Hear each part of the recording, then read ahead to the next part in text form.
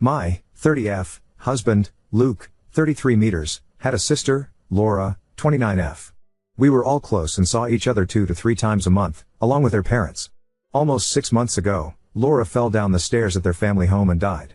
It was a freak accident. There's a window on the half landing and she hit her head on the sill. I was the last person to see her. I was there for less than 10 minutes and she was in her pajamas making coffee. I didn't even stay for a drink, and I struggle with how such a brief and meaningless interaction could have been her last. She deserves so much more. My husband and I have only been married for a year, but we've been together for 4 and have known each other for 20 plus. When Laura's parents found her, they called my husband straight away and we rushed over.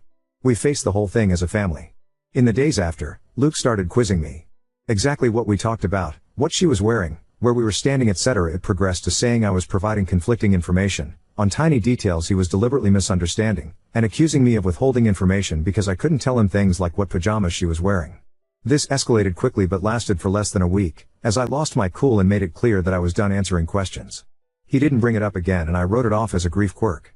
His behavior was generally that of a normal, grieving person.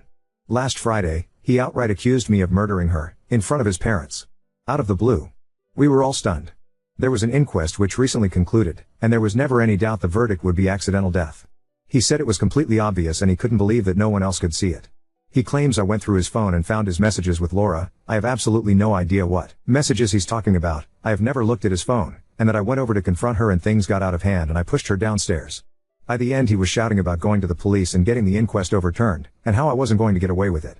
Let me be clear, Laura and I had a great relationship. We all did. I have no idea where this has come from, other than these messages I haven't seen, and even then, I don't think there's anything I could ever see on someone's phone that would drive me to murder. It's just ridiculous. He's been with his parents since this happened and will not talk to me at all. I've had some contact with his mom, but she's not being very communicative. The last I heard, she didn't know what messages he was referring to either. I am still completely stunned and I have no idea how to proceed. I made a commitment to be there for him always, and I understand that grief can manifest in strange ways, but part of me feels like my love for him died the second he called me a murderer, and I don't know how we could possibly work through this. I also really don't want to be thought of in this way, and I have no idea if he has said anything to people we know. I obviously haven't. A brain tumor or psychotic break has crossed my mind and I suggested it to his mother, and she just said she'll talk to him. Other than the questions before, he hasn't been acting odd. Obviously he's been grieving, but he seemed sane and sensible other than this. I feel like I'm going mad. Does anyone have any advice at all? TL, doctor, my husband's sister died in a horrible accident, and my husband, for absolutely no reason other than some mystery messages, thinks I murdered her. Edit, it has come to my attention that I accidentally used Laura's real name once in this post. Can I kindly ask that anyone who commented who is, real name? Delete their comment, as I really don't want this to bleed into my real life. For obvious reasons. Oop, I was interviewed by the coroner's office after her death as I was the last person to see her. She died about 3 hours after I saw her, and I'd been to the supermarket and was home by that point. It's all verifiable and was a recorded interview. I haven't spoken to anyone but his mother, and that's only been over messages. She's never been a big texter, but she has seemed very cagey over the past few days. I don't know if this means she's seen the messages. I've asked and been ignored. Oop, I'm feeling so freaked out at the idea that he came up with this almost immediately after her death, and has either been sitting on it or planning his confrontation, that I'm basically trying to dissect the past 6 months. Maybe it's time I start writing things down. Right until it happened, things felt very normal. Obviously her death has been felt deeply by all of us and things aren't anything like they were, but there have been no signs of anything like this, even on the day. I'm in a bizarre and complex situation with my husband. I have broken the law, and I feel I have no choice but to do so again for my safety.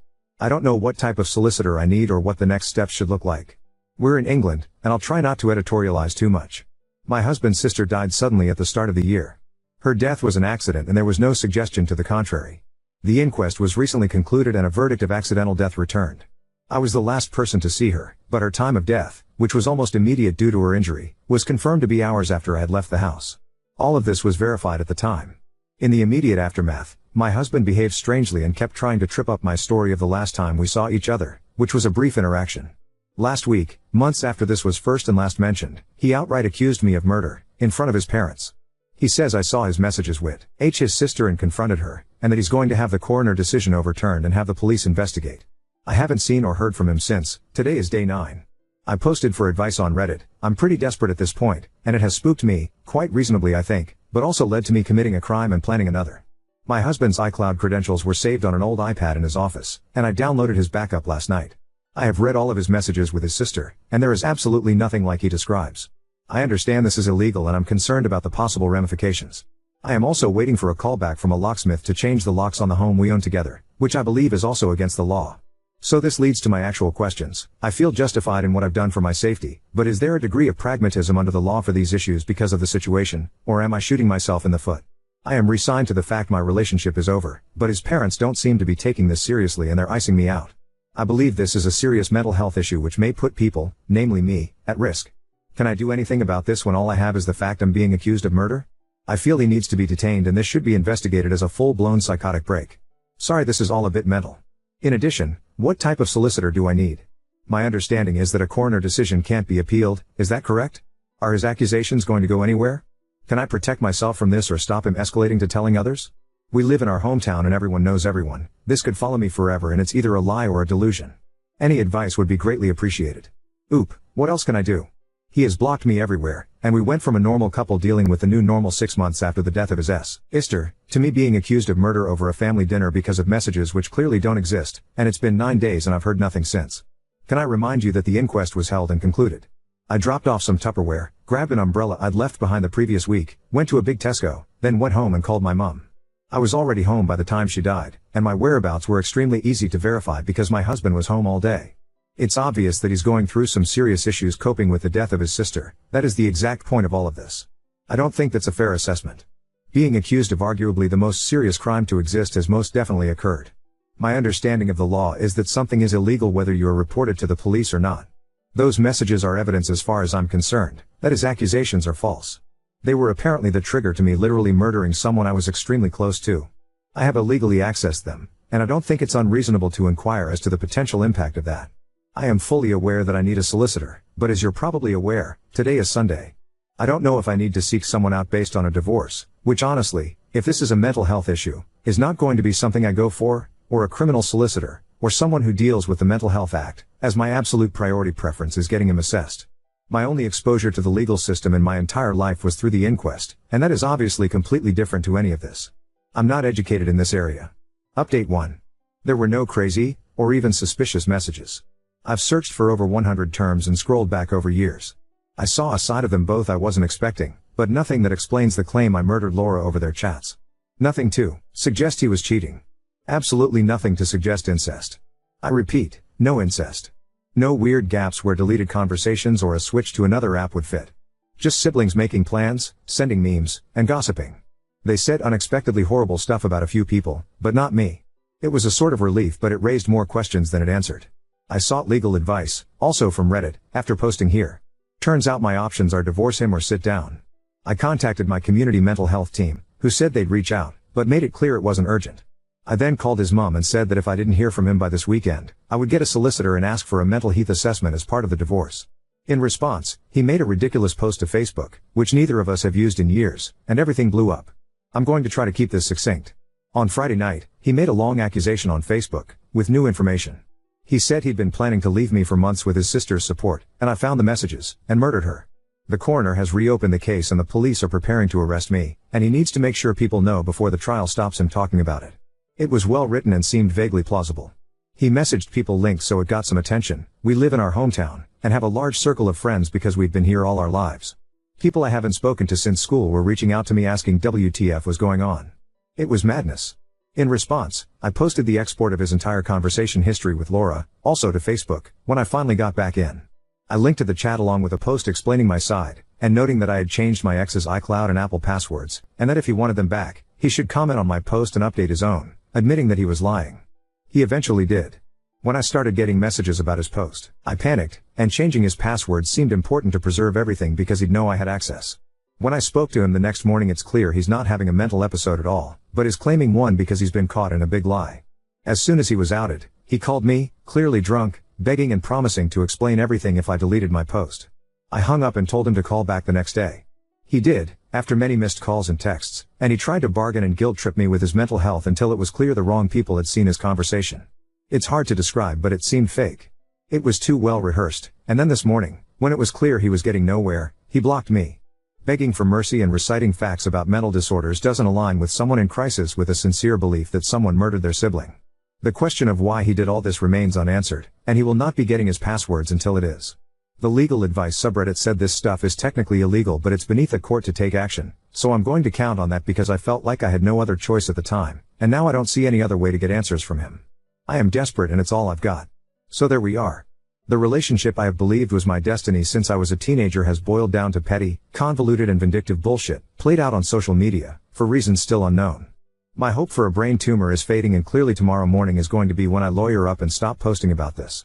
I am mortified. I have no idea whether some people might believe him, and I still don't know why this all happened in the first place. Sorry I don't have a happier update, and thanks once again to everyone who offered advice. Oop, he didn't react at all. He'd called me tens of times at that point and we did 5 conversations on the phone about it. He was lazy, or focused on me deleting the chat log from the get-go, but when I made it clear that posting that comment and editing his original Facebook post was the only way to progress the conversation at all, he finally did it. Then he went silent publicly as far as I can see, but continued begging me behind the scenes. Oop, I think it was the fact that it proved his story false, alongside the way they spoke about some people. It was really damaging stuff and I can see why he panicked. I hated to do it to him, but I really couldn't think of anything else because so many people had questions. Now on to story 2. Girlfriend accuses me of lying and being unattracted to her because I can't finish during bed, and now it's causing tension in our relationship. My girlfriend and I have been together for almost 3 years. I've never had issues coming. In fact, I would always finish too fast. But about 3 months ago, I've been having issues finishing. At first, it would just take me a little longer to finish, but now I can't finish at all. I don't know what changed. I'm still very attracted to her and I love her with all my heart. I can tell it's taking a toll on her and she feels like she's doing something wrong. It's actually affecting our relationship because she thinks I'm hiding something from her.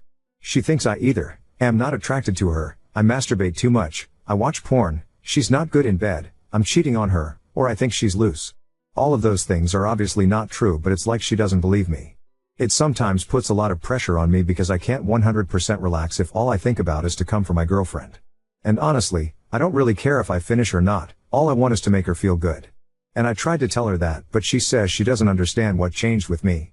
She says it doesn't make sense that I can't come at all anymore. And honestly, I don't know too. Now she barely wants to have sex because she says that it just makes her feel like I'm using her body to masturbate and that I'm just like every other man. When she told me this, it genuinely hurt because it couldn't be further from the truth, and I couldn't believe that after all this time together she thought I could do something like this. I don't know what to do. Every time I try to talk about it, she shuts me down because she thinks I'm lying to her. We ended up having a real fight about this the other day and she ended up crying saying that I don't think she's pretty and she stormed out. We're perfect in every other aspect and I don't want to throw away 3 years for this.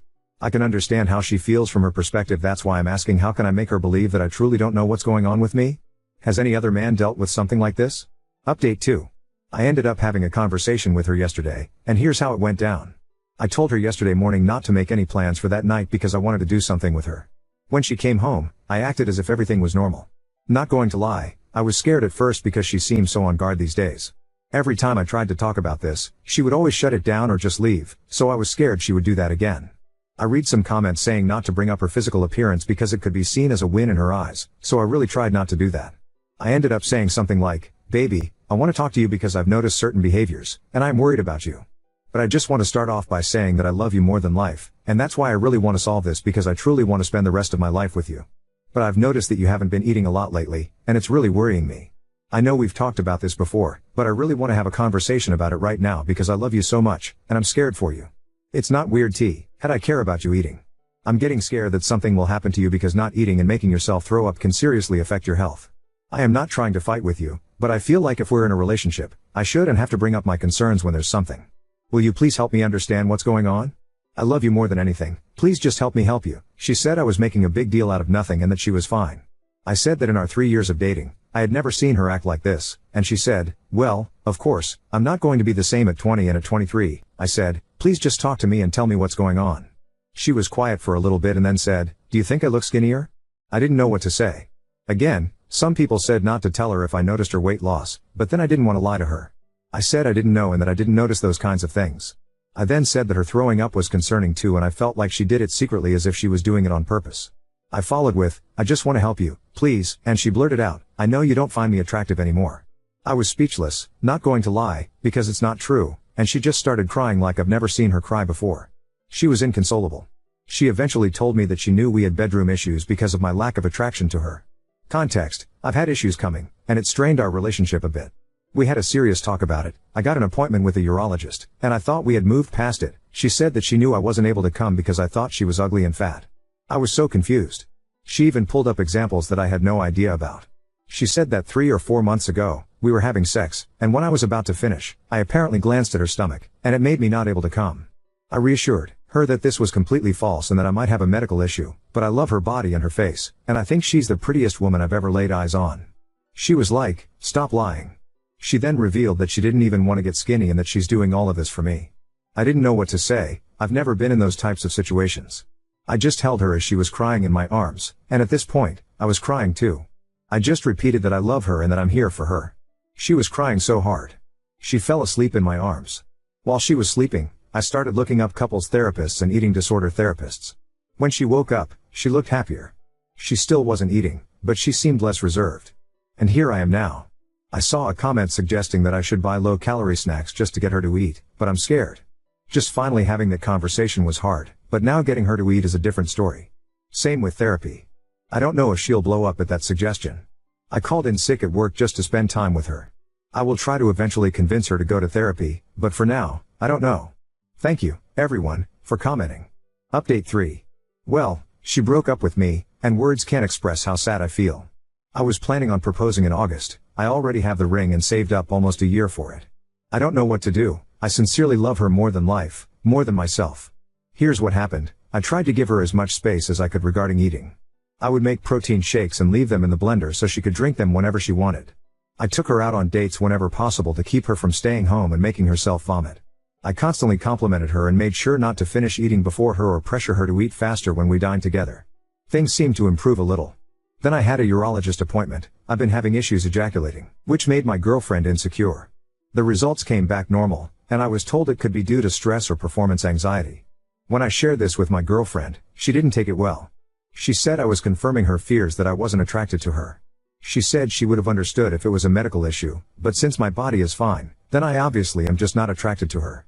I tried to explain that it wasn't true, but she got more upset. She was like, "How come both our bodies are fine yet I can come and you can't?" She followed with, "You obviously don't find me attractive. You're gonna sit there and tell me that you find me so pretty and so hot that you can't come for me? That's what you're trying to make me believe right now?" I was speechless. I could understand her perspective but wished she could see how much I adore her. I'm a little ashamed to admit, but I was tearing up because I didn't know what else to say. It seemed like every time I'd say something, she'd twist it in a way that made sense but just wasn't true. She accused me of trying to manipulate her with my tears and stormed out. I cried for a while and then went for a drive to clear my mind. When I returned around 9 p.m., I went straight to shower and sleep without talking to her. The next morning, we didn't really talk. She tried to apologize with sex, but I didn't give in, which upset her. The following day, I apologized because I couldn't handle the tension. I suggested that eating disorder centers might help her and offered to go with her if she wanted. She said she'd think about it. Everything seemed fine that day, and that night we had sex for the first time in a long while. However, I couldn't finish, and although she didn't say anything, I knew she was disappointed. She avoided me the next day and even stayed at a friend's place. 2 days later, she told me that our relationship was the source of her body image issues, even though she's told me that she struggled with body image issues in her teens. She said she couldn't see herself getting better while staying with me. She said she knew she was sick and needed help but she had to do it alone. I said she didn't have to, and to tell me what to do and I'll do it, and she said no. I told her I couldn't see myself with anyone else, and I know she feels the same way, and she said she's tired of feeling insecure and the relationship makes her feel insecure. I know she's sick and it's making her think that way, but it's so unfair. I've never cried so hard in my life. I was literally begging her to just think about it before making it official, but she said no. I'm letting her stay at our apartment while I'm staying with a friend because I can't stand being in there without her. I don't know where I went wrong. I tried so hard to be patient, understanding, you name it. I know she feels insecure about my ed, but I can't help it. This is the woman I planned on marrying, the woman I opened up to for the first time, the woman I lost my virginity to, the first woman to meet my family, my best friend in the entire world.